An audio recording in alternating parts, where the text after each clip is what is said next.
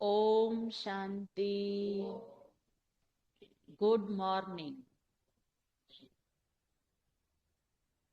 आज हम प्यारे बाप दादा के 13 फरवरी 2022 के अव्यक्त महावाक्य सुनेंगे। रिवाइज डेट है 10/1/90। इससे पहले जो बाबा ने पिछले संडे को मुरली सुनाई थी, अव्यक्त मुरली बाबा की थी, जिसमें बाबा ने हम होली हंस हैं उसकी परिभाषा क्या है वो बाबा ने बताया था। जिसमें बाबा ने कहा, आप बच्चों की परिभाषा आपके मन, दिल और 4 बातें बाबा ने बताई। संबंध, और चौथा क्या है? वाणी। संबंध। 4 बातों पे बाबा ने कहा, आप में जब संपूर्ण पवित्रता है, संपूर्ण समर्पण भाव है, तब कहेंगे कि आप होली हंस है। फिर बाबा ने उस वाणी में कहा था कि आज मैं आप बच्चों को परिभाषा बता रहा हूँ और नेक्स्ट टाइम में आपको मैं आपकी विशेषताएं सुनाऊंगा कि होली हंस की विशेषता क्या है। तो आज की बाबा की मुरली हम होली हंसों की विशेषताओं पर चली है। हम विशेष हैं, ये हमारे परम पिता ने अनाउंस कर दिया है। इसलिए आज हम हमारी विशेषताओं को ध्यान पूर्वक सुनेंगे, क्योंकि जब हम अपनी विशेषता को एकाग्रता से सुनते हैं तो उसको कार्य में लगाना हमारे लिए सरल हो जाता है। आज सर्व बच्चों को विशेष आत्मा बनाने वाले बाप दादा हर एक होली हंस की विशेषता देख रहे हैं। जैसे हंस की निर्णय शक्ति और परखने की शक्ति विशेष होती है, इसलिए वो बगुला नहीं कहलाता है, वो हंस कहलाता है। देखने में तो हंस और बगुला एक समान है, लेकिन हंस हंस इसलिए है कि उसमें निर्णय शक्ति, परखने की शक्ति विशेष होती है। इसलिए ग्रहण करने की शक्ति भी विशेष है। जो मोती और कंकड़ दोनों को परखता है, हंस मोती कंकड़ दोनों को परख कर फिर निर्णय करता है, उसके बाद मोती ग्रहण करता है, कंकड़ पत्थर को छोड़ देता है। तो परखना, निर्णय करना और ग्रहण करना अर्थात धारण करना, इन तीनों शक्तियों की विशेषता के कारण संगम युगी सरस्वती माँ, जिनके कल हमने विशेष महावाक्य परमात्मा के द्वारा जो कहे गए हैं, जो और जैसे वैसे हमने सुने, वो है सरस्वती माँ। जो सरस्वती माँ में ये तीनों विशेषताएं थी, तो उनको यादगार भक्ति में दिखाया है। सरस्वती माँ हंस पर बैठी है। तो तीनों शक्तियों की विशेषता के कारण संगम युगी सरस्वती माँ की सवारी हंस दिखाया है। तो एक सरस्वती माँ का यादगार नहीं है, लेकिन माँ सम्मान बनने वाली ज्ञान वीणा वादिनी आप सभी हो। बाबा सभी को कह रहे हैं। इस ज्ञान को धारण करने के लिए भी यह तीनों विशेषताएं अति आवश्यक है। जो हम सभी को बोलते हैं कि प्यारे बाबा का ये राजयोग का ज्ञान कितना सहज है और उसके बाद में धारण करना कितना सरल है। तो सहज हम कर सकते हैं अपनी पवित्र बुद्धि के परखने के आधार पर। तो हमारे लिए जो अब तक मुश्किल नहीं है, कोई अगर रुकावट आ रही है, वो भी मुश्किल नहीं लगेगी। आप सभी ने ब्राह्मण जीवन धारण करते ही ज्ञान द्वारा, विवेक द्वारा पहले परखने की शक्ति के आधार को पहचाना, अपने आप को पहचाना, समय को पहचाना कि इस सृष्टि चक्र में कैसा समय है, और उस अनुसार मुझे स्वयं को पहचान कर, और परमात्मा पिता जो दाता कल कह रहा था, मैं सर्व के दुखों और अशांति को मिटाने वाला, सुख का सागर, शांति का सागर, नव दुनिया का निर्माण करने वाला आ गया हूं, तुम फिक्र मत करो, मैं आ गया हूं, आया हूं तो अब अपना कर्तव्य करके ही जाऊंगा। तो ये बात हमने अपने बुद्धि और विवेक के बल पर परखने की शक्ति का प्रयोग करके जान लिया है, पहचान लिया है। अपने ब्राह्मण परिवार को पहचाना, अपने श्रेष्ठ कर्तव्य को पहचाना, इसके बाद निर्णय किया, तब ही ब्राह्मण जीवन धारण की। यूं तो सुनने को तो सभी है ना, जो कोर्स करके गए हैं उनको कहेंगे कि उन्होंने ज्ञान लिया है, लेकिन वो जो कोर्स के बाद ब्राह्मण जीवन संपूर्ण अपने जीवन में अपना नहीं सके, उनको कहता है बाबा संपर्क वाले। पर उनमें से हम बच्चे आगे निकल गए, क्योंकि हमने धारण किया है, पहले ज्ञान को परखा, निर्णय करके धारण किया है। तो यह वही कल्प पहले वाले बेहद का बाप है, परम आत्मा है। मैं भी वही कल्प पहले वाली श्रेष्ठ आत्मा हूँ, अधिकारी आत्मा हूँ। इस परखने के बाद निर्णय किया, बिना बाप को परखने के निर्णय नहीं कर सकते ना। बाबा को भी हमने हमारे बुद्धि के विवेक पर पहचाना है कि ये वही सर्वशक्तिवान है, ये वही ज्ञान का सागर है, ये वही नई दुनिया का निर्माण करने वाला मेरा पिता है। तो अब मुझे इस कार्य के अंदर बाबा का सहयोगी बन करके और अपने और बाबा के कार्य को संपूर्ण करना है। कई आत्माएं अभी तक भी संबंध संपर्क में हैं, बहुत अच्छा कहती रहती है, लेकिन परमात्मा पहचान व परखने की शक्ति न होने के कारण निर्णय नहीं कर सकते कि क्या बनना है व क्या करना है। इसलिए ब्राह्मण जीवन धारण नहीं कर सकते, सहयोगी बनते हैं, लेकिन सहज योगी जीवन नहीं बना सकते, क्योंकि दोनों शक्तियां नहीं है। तो फिर वो अपने लिए क्या बोलते हैं और क्या सोचते हैं? अच्छा, रोज अमृत वेला करना होगा क्या, नियमित रूप से मुरली क्लास करनी पड़ेगी क्या, सेवा करनी होगी क्या, है ना, मेरे से तो कैसे हो सकता है, मैं तो ये कर नहीं सकूंगा।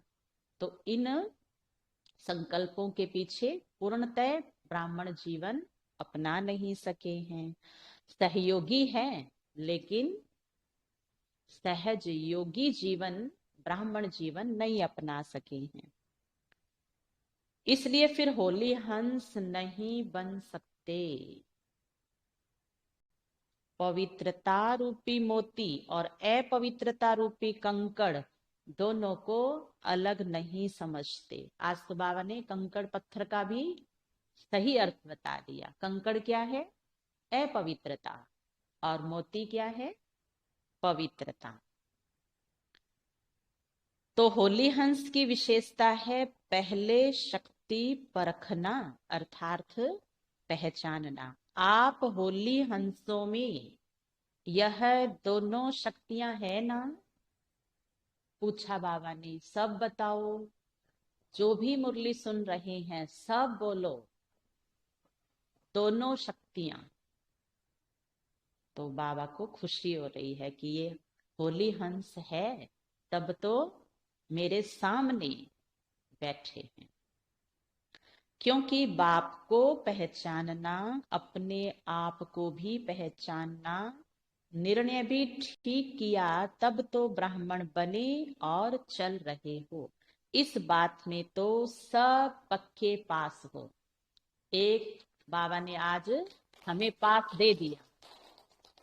कल बाबा कह रहे थे ना, 3 पास मांगूंगा, देखूंगा और पीछे आगे सतयुग में जा सकेंगे। तो एक पास तो बाबा ने दे दिया कि देखो ये बच्चे मुझे जानते भी हैं और मुझ स्नेह के सागर से कितना प्यार करते हैं।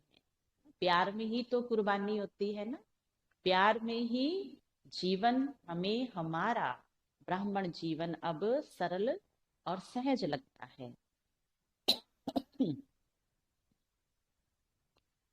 लेकिन जो सेवा करते हो और कर्म में आते हो, सारे दिन की दिनचर्या में जो कर्म करते हो, संबंध संपर्क में आते हो, उसमें सफलता पूर्वक हर कर्म रहे, वा हर संपर्क वाली आत्मा के संबंध में आने में सदा सफलता रहे। बाबा कहते जो मेरे साथ आपका रिश्ता अच्छे वाला है, उसकी परख भी तो बाहर होती है ना, फील्ड में, कार्य व्यवहार में होती है। तो बाबा कहते मैं और आप दोनों मिलकर रिश्तों में भी वही मिठास भर देवे, वही हमारी श्रेष्ठता सबके बीच में आ जाए, इस पर ध्यान देना। हर प्रकार की सेवा, मनसा वाचा कर्मणा, तीनों में सदा सफलता अनुभव हो, उसका भी आधार परखने की शक्ति और निर्णय करने की शक्ति है। इसमें फुल पास हो, ये बाबा ने प्रश्न किया है कि बच्चे परखना और उसके बाद निर्णय करना, क्या आप दोनों में पास हो जाते हो? या परखना तो आ जाता है लेकिन फिर निर्णय नहीं करना आता? दोनों में पास। सेवा की सफलता व संपर्क में सफलता सदा न होने का कारण चेक करो, तो कार्य को, व्यक्ति को, आत्मा को परखने की शक्ति में अंतर पड़ जाता है। जिस आत्मा को जिस समय जिस विधि पूर्वक सहयोग चाहिए, वा शिक्षा चाहिए, स्नेह चाहिए, उस समय अगर परखने की शक्ति तीव्र है तो अवश्य संबंध में सफलता प्राप्त होगी। लेकिन होता क्या है, जिस आत्मा को जो सहयोग वा विधि उस समय चाहिए वो न देकर वा न परखने कारण अपने ढंग से उसको सहयोग देते हो वा विधि अपनाते हो, इसलिए संतुष्टता की सफलता नहीं होती। और फिर संकल्प और बोल में उदासी, निराशा, असफलता के शब्द हम अपने लिए भी बोलते हैं। और वो शब्द कौन से हैं? इतना समझाया, इतना अच्छी तरह से समझाया, खुद भी ध्यान रखा था, तब भी देखो ये क्या बात हो गई, क्या सोचा था और क्या से क्या हो गया। इसमें फिर बाबा ने हमें हमारी परखने और निर्णय करने की शक्ति का हमने सही तरह से प्रयोग नहीं किया, वो कमी बताई है। जैसे एग्जाम्पल है बाबा का, जैसे शारीरिक बीमारी को परखने की डॉक्टर को विधि न आए तो क्या होता है, ठीक होने के बजाय एक से अनेक रोग और पैदा हो जाते हैं। पेशेंट को संतुष्टता की सफलता नहीं मिलती। जिसको साधारण शब्दों में बाप दादा कहते हैं कि हर एक की नब्ज को पहचान, चलना और चलाना भी जरूरी है। तो क्या करना पड़ेगा? पहचानने अर्थात परखने की शक्ति को तीव्र करना पड़े। इसमें अंतर पड़ जाता है, जिसको आप साधारण भाषा में कहते हो हैंडलिंग का फर्क है। कहते हो ना, इनकी हैंडलिंग पुरानी है और इनकी नई है। यह अंतर क्यों पड़ा? ज्ञान तो नए और पुराने को बाबा एक जैसा सुना रहे हैं, लेकिन दोनों में अंतर क्यों है? अगर आप भी घर से 2 जने आ रहे हैं और अब आप निमित्त हैं, दोनों बड़े हैं घर में, और दोनों के समझाने का अंतर परिवार वाले देखते हैं, तो उसका भी कारण क्या है? दोनों एक जैसा नहीं समझा पा रहे हैं। कारण है निर्णय करने की शक्ति और परखने की शक्ति दोनों में एक जैसी नहीं। तो फिर कह देते हैं इनकी हैंडलिंग पुरानी है, इनकी नई है। क्योंकि हर समय हर आत्मा और हर कार्य को परखने की शक्ति चाहिए। टोटल परखने की शक्ति आ गई है, लेकिन विस्तार से और बेहद के परखने के शक्ति की आवश्यकता है। उस समय आत्मा की ग्रहण शक्ति कितनी है, वायुमंडल क्या है, और उस आत्मा की सुनने व शिक्षा लेने की मूड कैसी है। जिनके हम निमित्त है उस समय वो कैसा है, सामने वाला उसका मूड कैसा है, उसकी बुद्धि कैसी है, वो देखेंगे, फिर तो है ना उस अनुसार राय दे सकेंगे। जैसे कोई कमजोर शरीर वाला हो और उसको ज्यादा से ज्यादा ताकत का इंजेक्शन दे देवे, तो क्या हालत होगी? बेहोश हो जाएगा ना। हम्म? वह तो हार्ट फेल हो जाएगा, शांति में चला जाएगा। ऐसे अगर संबंध में आने वाली आत्मा कमजोर है, आत्मा में हिम्मत नहीं है, लेकिन आप उसको शिक्षा का डोज देते जाओ, उसका मूड समय वायुमंडल परख ना सके, तो रिजल्ट क्या होगी? बाबा ने फिर 3 बात बताई है रिजल्ट में। एक तो दिल शिकस्त हो जाएगा और शक्ति न होने के कारण ग्रहण नहीं कर सकेगा, और ही जिद और सिद्ध करने में उछलेगा। जिद का संस्कार और सिद्ध करने का संस्कार, दिल शिकस्त है ना, इसलिए वो बढ़ जाएगा। आपने तो अच्छी भावना से किया, लेकिन सफलता न मिलने का कारण परखने और निर्णय करने की शक्ति कम है, इसलिए सफलता मूर्त बनने में परसेंटेज हो जाती। मिल गया सभी को अपना अपना उत्तर? मिला?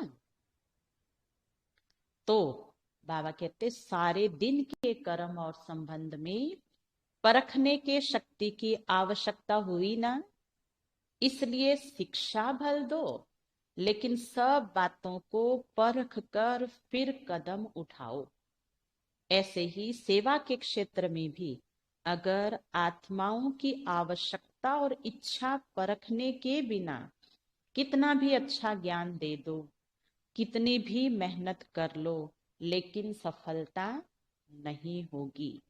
अच्छा अच्छा कहना तो एक रीति रस्म हो गई है, क्योंकि आप कोई बुरी बात तो कहते भी नहीं हो, लेकिन जो सफलता का लक्ष्य रखते हो उसमें समीप अनुभव करो, उसके लिए परखने की शक्ति अति आवश्यक है। जैसे कोई मुक्ति का इच्छुक है और उसको आप जीवन मुक्ति और मुक्ति दोनों भी दे दो, लेकिन वह रुचि नहीं रखेगा, क्योंकि उसको जो चाहिए पहले वो मिलना चाहिए।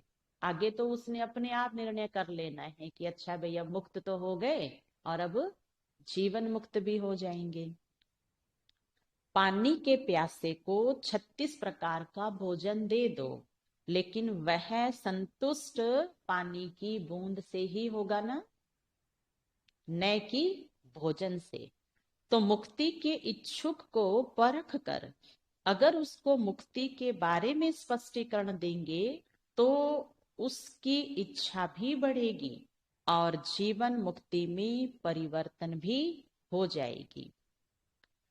किसको धारणा की बातें सुनना अच्छा लगता है, उसको आप कल्प 5000 वर्ष का व गीता का भगवान कौन, यह बताना शुरू कर दो तो और ही इंटरेस्ट उसका खत्म हो जाएगा। इसलिए सेवा में भी आत्मा की स्थिति व उसकी आस्था क्या है, उसको परखना आवश्यक है। इसलिए सेवा में भी आत्मा की स्थिति और आस्था देखकर उसके साथ चलना है। सेवा में सफलता का आधार किस शक्ति पर हुआ? परखने की शक्ति चाहिए। चाहे अज्ञानी आत्माओं की सेवा, चाहे सेवा साथियों की सेवा, दोनों में सफलता का आधार एक ही है। तो होली हंस की विशेषता सबसे पहले परखने की शक्ति को बढ़ाओ। परखने की शक्ति यथार्थ है, श्रेष्ठ है तो निर्णय भी यथार्थ होगा और आप जिसको जो देना चाहते हैं वह उसमें ग्रहण करने की शक्ति स्वतः ही होगी। और क्या बन जाएंगे? नंबर 1 सफलता मूर्त। तो चाहे सेवा में चाहे संबंध में लक्ष्य को प्राप्त करने के लिए इस लक्षण को धारण करो। तो सारे दिन में ये चेक करो, सारे दिन की दिनचर्या में परखने की शक्ति कहाँ तक यथार्थ हुई और कहाँ करेक्शन एडिशन करने की आवश्यकता रही। करने के बाद करेक्शन अपने आप होती है जरूर, क्योंकि दिव्य बुद्धि का वरदान सबको मिला हुआ है। चाहे समस्या के वश, समय व परिस्थिति के वश, कोई आत्माओं के संग के वश व माया द्वारा मन मत के वश उस समय परवश हो जाते हैं। बाबा कहते जो आपको बाद में करने के बाद महसूस होता है, उसका कारण बाबा ने बताया कि परिस्थिति और कई आत्माओं का संग या माया का संग या समय का ऐसा संग हो जाता है जहां संपूर्ण सफलता के बजाय, संतुष्टता के बजाय निराशा मिल जाती है। लेकिन समय, परिस्थिति, संग का प्रभाव, मन मत का प्रभाव जब हल्का हो जाता है, फिर दिव्य बुद्धि अपना काम करती है। जिसको आप लोग कहते हो जोश से होश में आ गए, फिर महसूस होता है कि यह करेक्शन व एडिशन होनी चाहिए थी व करनी है। इसको फिर बाबा ने कहा था सच्चे पुरुषार्थी की निशानी क्या है, याद आए?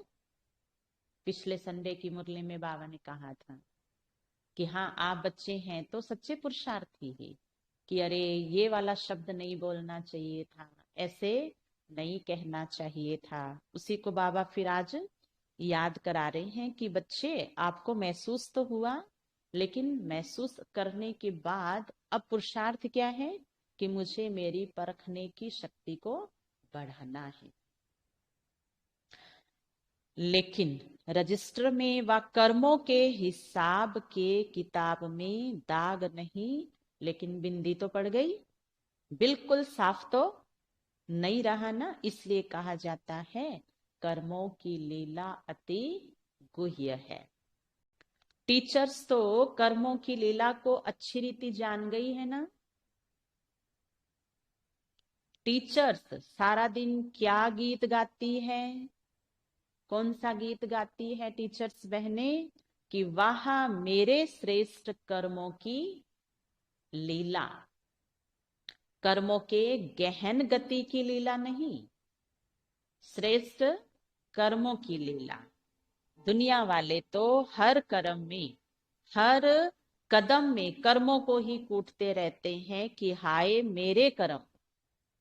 वो कह रहे हैं हाय मेरी किस्मत, हाय मेरे ऐसे कर्म, ऐसे मेरे द्वारा किए गए पास्ट जीवन में निर्णय, जिनकी वजह से आज मुझे कितना दुख है, कितना पश्चाताप है, कितना मुझे, है ना, आज फील हो रहा है कि उस समय अगर ये नहीं करते, ये नहीं करते, अच्छा ये कर लेते तो कितना अच्छा था।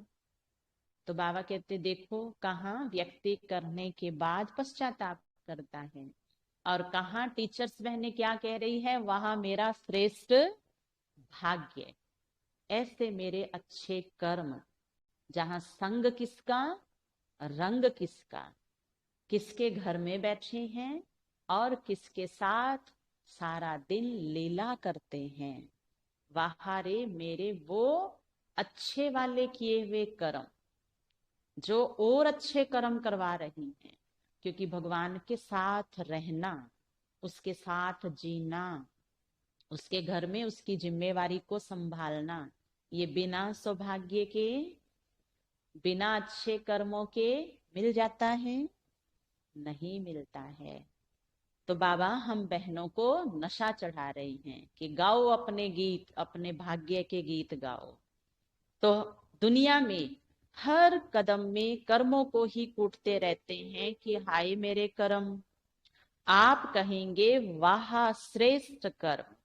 अब इसमें और आगे बढ़ो कि सदा वाह श्रेष्ठ कर्म हो, साधारण कर्म नहीं।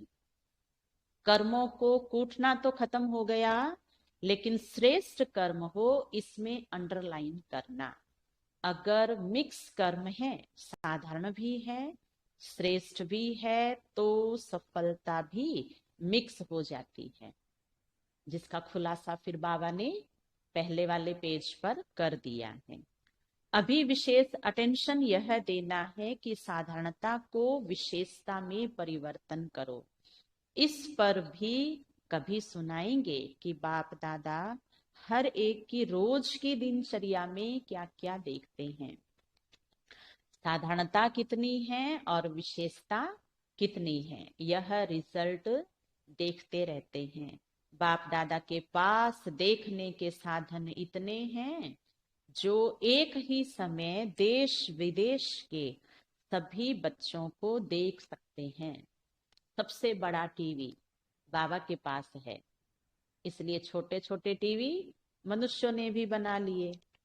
अलग अलग बाबा को देखने की आवश्यकता नहीं है, 5 मिनट में सबका पता लग जाता है बाबा को।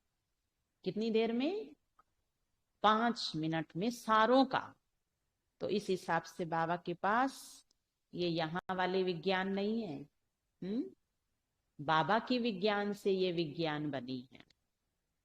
बच्चों के वाह वाह के गीत भी गाते हैं, जब देखता है ना बाबा तो वाह वाह के गीत गाते हैं, कहते हैं वाह मेरे बच्चे वाह। साथ साथ सम्मान बनाने की एम से चेक भी करते हैं। सुनाया था ना कि बाप के स्नेह व बाप की पहचान, इसमें तो सब पास हो, और कभी कभी तो कमाल के काम भी करते हो। अच्छी कमाल है, न कि धमाल वाली कमाल है। कमाल भी दो होती है ना, एक बहुत खराब काम कर देना, कहते हैं इसने तो नाक में दम कर दिया, पूरे संसार में बदनामी हो गई, धमाल कर दी इसने तो। और एक बाबा धमाल का अर्थ वाह वाह के रूप में बता रहे हैं कि वाह क्या बात है, बच्चे ने तो कमाल कर दी। तो होती धमाल है, लेकिन कहते हैं यह तो हमारी कमाल है। कोई कोई बच्चे धमाल की भी कमाल करते हैं, इसलिए बाप दादा कहते परखने की शक्ति को बढ़ाओ। अपने कर्मों को भी परख सकेंगे और दूसरे के कर्मों को भी यथार्थ परख सकेंगे। उल्टे को सुलटा नहीं कहेंगे, यह परखने की शक्ति की कमी है। और सदा एक बात याद रखो, सबके लिए कह रहे हैं। अब कॉन्शियस निकाल देना हर प्रकार का। अब बाबा कहते मैं सभी को कह रहा हूं, कभी भी कोई ऐसा व्यर्थ व साधारण कर्म करते हो और अपने आप को पहचान नहीं सकते हो कि ये राइट है व रोंग है, तो जब ऐसी परिस्थिति आती है और वशीभूत हो जाते हैं, उस समय ऐसी परिस्थिति में सिद्धि को प्राप्त करने की श्रेष्ठ विधि क्या है?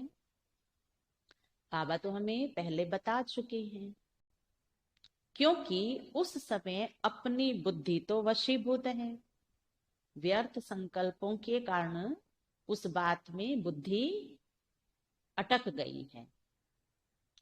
राइट को भी रोंग समझते हो, रोंग को रोंग नहीं समझते हो,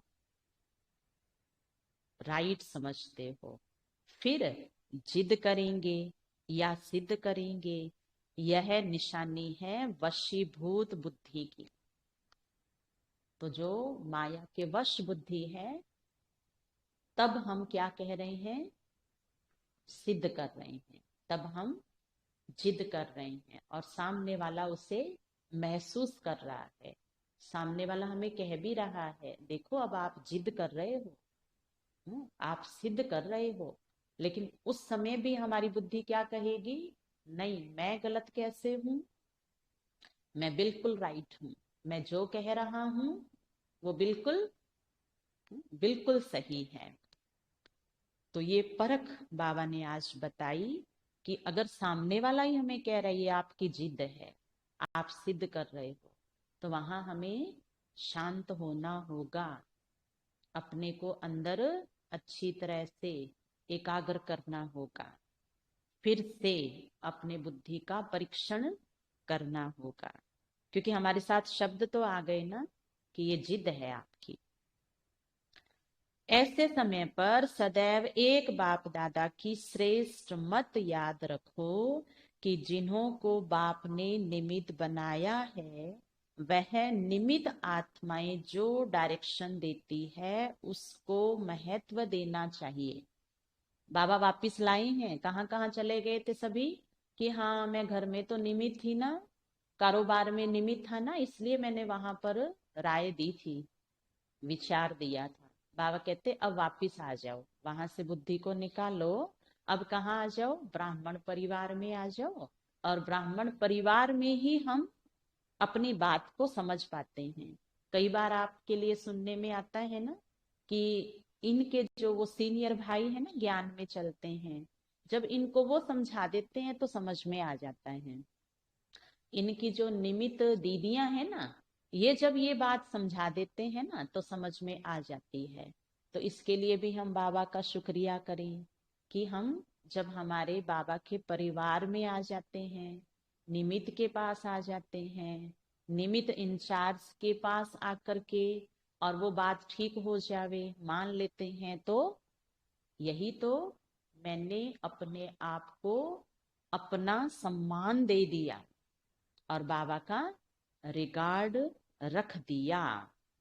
तो अब और आगे ध्यान से सुनेंगे, जब बाबा कह रहे हैं कि बच्चे आओ आगे मैं आपको याद करा रहा हूं, उस समय यह नहीं सोचो कि निमित्त बने हुए शायद कोई के कहने से कह रही है।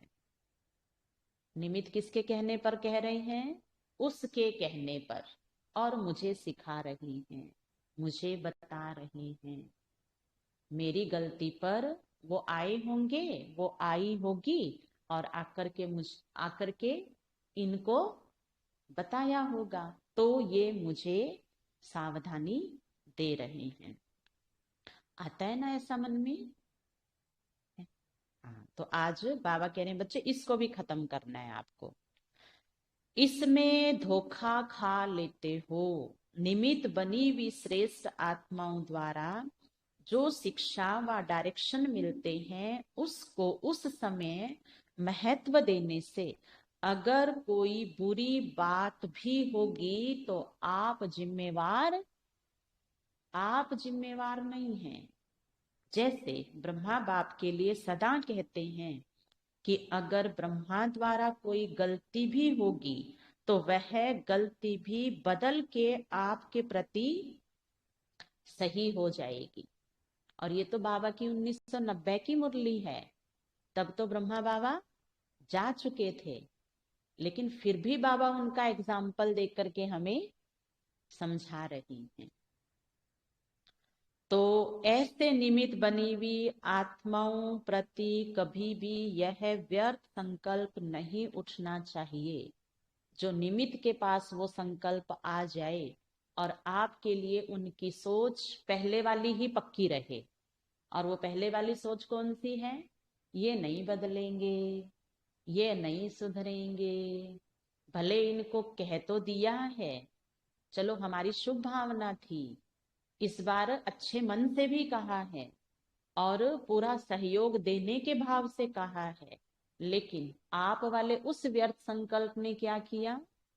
इन सारे निमित्त के अच्छे संकल्पों को हटा दिया और फिर वो आपके व्यर्थ संकल्प ने निमित्त के व्यर्थ संकल्प चला दिए। तो फिर देखते हैं ना कि सफलता दोनों को ही नहीं मिलती है, क्योंकि सफलता का आधार है दृढ़ता। तो सहयोग देने वाले की दृढ़ता भी कम हो जाती है और आपके द्वारा वो अच्छा कर्म कर लेने के बाद जो निमित्त को खुशी मिलती है वो भी नहीं मिलती है ना। इसको बाबा कह रहे हैं ये साधारणता आप बच्चों के अंदर है, जिस वजह से हमारी असाधारणता विश्व के अंदर प्रकट नहीं हो रही है। तो ऐसे निमित्त बनी हुई आत्माओं प्रति कभी भी ये व्यर्थ संकल्प नहीं उठना चाहिए। मानो कोई ऐसा फैसला भी दे देते हैं जो आपको ठीक नहीं लगता है, लेकिन आप उसमें जिम्मेवार नहीं हैं, आपका पाप नहीं बनेगा। सबसे बड़ा डर कौन सा है? कि पहले इतने पाप हम आत्माओं ने अनजाने में किए हैं, जानबूझ के किए हैं, लेकिन अब ना हो जाए। आपका काम ठीक हो जाएगा, क्योंकि बाप बाप बैठा है और बाप की जादूगरी कोई नहीं जानता है। बाबा की जादूगरी जानने के लिए क्या चाहिए? निश्चय चाहिए। और कौन से वाला निश्चय? कौन से वाला? अंधविश्वास वाला, अंधश्रद्धा वाला, जिसमें दादी जानकी जी क्या बोलते हैं, एग्जाम्पल देते हैं ना कि बाबा कह रहे हैं बच्चे 2 और 2 5 होते हैं। अब बताओ, जो कहते हैं 2 और 2 5 होते हैं वो हाथ उठाओ। सभी, है ना? सभी को कह रहे हैं बाबा, ऑनलाइन वालों को भी कह रहे हैं, सामने वालों को भी कह रहे हैं, बाबा सभी को कह रहे हैं दादी के माध्यम से 2 और 2 5 होते हैं। अच्छा, हाथ उठे तो हैं, लेकिन पहले सोच रहे थे, कोई कोई हाथ बाद में उठा है, लेकिन सब पास हो गए, मेजोरिटी पास हो गए। 2 और 2 हमारी भाषा में, हमारे दिमाग में 4 है, लेकिन बाबा ने कहा तो जरूर उसके अंदर राज है, राज समाया हुआ है। इसलिए बाबा कह रहे हैं बच्चे, संपूर्ण निश्चय बुद्धि ही विजयंती है। अब ध्यान रखना, मुझे अपने छोटे से मन को ज्यादा तकलीफ नहीं देनी है। बुद्धिवानों के बुद्धिवान बाबा है ना। प्यार के अंदर बुद्धि नहीं चलती है, प्यार के अंदर प्यारे ने कहा और मैंने मान लिया। देखा है ना, मीरा मीरा ने कौन से शास्त्र पढ़े थे? कल मम्मा कह रही थी कि सारी दुनिया में, खास हिंदू धर्म में ये कहा जाता है शास्त्र पढ़ो, कथा सुनो, कहानियां सुनो, ग्रंथ पढ़ो। मीरा ने कौन सा ग्रंथ पढ़ा था? मीरा को जहर का प्याला दिया गया था और जब उन्होंने पिया तो वो क्या बन गया? अमृत बन गया। तो बाबा कहते आपको निमित्त के द्वारा जो मिली राय, अगर वो सही नहीं लगी तो जब करने पर आएंगे तो वो क्या बन जाएगा? जहर अमृत बन जाएगा। तो आज के बाद हम अपनी कमजोर बुद्धि, माया के वश बुद्धि का प्रयोग करना बंद कर देवे। आपका काम ठीक हो जाएगा, क्योंकि बाप बैठा है। बाप पाप को बदल देगा। यह गुह्य रहस्य है, गुप्त मशीनरी है। इसलिए निमित्त बनी हुई श्रेष्ठ आत्माओं के श्रेष्ठ डायरेक्शन को महत्व से कार्य में लगाओ। इसमें आपका फायदा है, नुकसान भी बदल कर फायदे में हो जाएगा। यह बाप की गारंटी है। अब इससे ऊंची तो बात और कोई क्या कह सकता है? बाबा ने गारंटी दी है। समझा? आज फिर से दोबारा जब मुरली आप और सुनेंगे ना, पढ़ेंगे, तो समझा में बाबा ने प्रश्न किया है। बच्चे समझ में आया? तो आप दिन में और पढ़ेंगे तो कहेंगे हाँ बाबा इस बार समझ में आ गया। इसलिए सुनाया कि कर्मों की लीला बड़ी विचित्र है। बाप जिम्मेवार है। जिनको निमित्त बनाया है, सोच समझ के ड्रामा के लामुजीब निमित्त बनाया, ऐसे ही नहीं बनाया है। भगवान का कार्य और भगवान का निर्णय और भगवान की चॉइस कभी गलत हो सकती है? नहीं हो सकती है ना। इसलिए हमें बाबा में और निमित्त में करेक्शन करने की आवश्यकता नहीं है, क्योंकि उसमें फिर टाइम बहुत चला जाता है। कई बार तो इतना संबंधों में गैप आ जाता है कि उसको जब बाबा निमित्त और आप मिलकर भरना भी चाहेंगे तो भर नहीं सकेंगे, क्योंकि फिर समय ही नहीं बचता है। हर एक कोई अपने अपने पुरुषार्थ में लग जाता है। टीचर्स को अच्छा लगता है ना, इसमें फायदा है, बोझ हल्का हो गया। कोई भी बात आएगी तो कहेंगे निमित्त बने वे बड़े जाने। तो बाबा कह रहे थे ना, टीचर्स बहने अपने अपने निमित्त सेवा केंद्र पर बैठ करके क्या कह रही है? वाह मेरे श्रेष्ठ कर्म, वाह मेरे श्रेष्ठ कर्मों का खाता। तो ये क्यों बोल रहे हैं? क्योंकि हमारे भी निमित्त हैं। हमारे निमित्त के कारण आज हम कह रहे हैं वहां हमारा श्रेष्ठ भाग्य, हमारा श्रेष्ठ जीवन। क्योंकि हमारे निमित्त के माध्यम से सारे सेंटरों में एक जैसे नियम, एक जैसी सूचनाएं, एक जैसी सेवा, एक जैसा व्यवहार हमारे साथ किया जा रहा है। तो फिर हम तो हल्के हैं और सदा ही हल्के रहेंगे। निमित्त बने वे बड़े जाने, कोई भी बात आएगी तो हल्के हो गए ना। लेकिन सिर्फ कहने मात्र नहीं, समझने मात्र, स्नेह मात्र, स्वभाव मात्र हो। इन गुह्य बातों को बाप जाने और जो समझदार बच्चे हैं वह जाने। निमित्त बनी हुई आत्माओं के लिए कुछ भी कहना, दादी दीदी उनके लिए कुछ भी कहना अर्थात बाप के लिए कहना। निमित्त बाप ने बनाया है ना। बाप से ज्यादा आपको परखने की शक्ति है। बाबा कह रहे हैं कि बच्चे जब आप उलझन में हो उस समय और किसी को याद ना करो, आप मुझे याद कर लो। और बाबा सदा ही क्या कहते हैं हमें? बच्चे आपको किसने पसंद किया? हमें किसने पसंद किया? मुझे बाबा ने पसंद किया है। और जहां रखा है बाबा ने रखा है। बस ये दो बातों में पक्के रहेंगे तो हर द्विधा मिट जाएगी। बाप दादा का अति स्नेह सभी बच्चों से है। ऐसे नहीं है कि निमित्त बने हुए से ही प्यार है, दूसरों से नहीं है। यह भी प्यार के कारण ही डायरेक्शन देते हैं। प्यार नहीं होता तो कहते जैसे चल रहे हैं चलते रही। तो ऐसा मजबूरी वाला समय ना आ जाए जो निमित्त कहे छोड़ दो, ये जैसे चल रहे हैं इनको वैसे है ना चलने दो, ऐसा समय ना आवे। नहीं, आपका हक है, आप निमित्त का अधिकार है, आप लो हमारे से हिसाब, चारों सब्जेक्ट का लो, हम तैयार हैं। तैयार हैं, सब तैयार हैं। बहुत अच्छा, बाबा को बहुत अच्छा लग रहा है। प्यार नहीं होता तो कहते चल रहे हैं जैसे, चलते रहे वैसे, मुझे क्या करना है, मुझे तो निमित्त बनाया है। जब इतनी हिम्मत रखी है और ब्राह्मण जीवन में चल रहे हो, उड़ रहे हो, तो छोटी सी कमजोरी भी क्यों रह जाए। यह है प्यार। प्यार वाले की कमी कभी नहीं देखी जाती है। यह है प्यार की निशानी। जिससे दिल का सच्चा प्यार होता है, उसकी कमी को हमेशा अपनी कमी समझते हैं।